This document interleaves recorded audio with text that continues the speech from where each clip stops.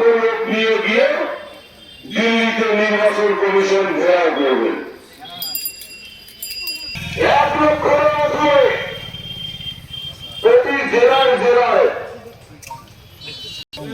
1 লক্ষের প্রায় 13 লক্ষ প্রথম ধাপে 58 লক্ষ মানুষের নাম বাদ গেল।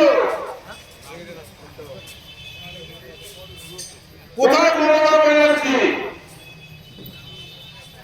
অনেক বড় একটি আন্দোলন হবে, তাদের আন্দোলন যাবে কোথায়? তারা জনসভা করে এই এসআইআর এ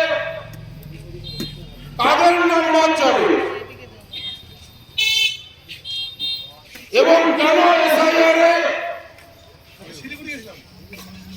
পশ্চিমবঙ্গের প্রয়োজন? এসআইআর কি? এই বিষয়টা এখন মানুষের সামনে পরিষ্কার হয়ে গেছে যে এতদিন ধরে এই তৃণমূল কংগ্রেস দলটা যে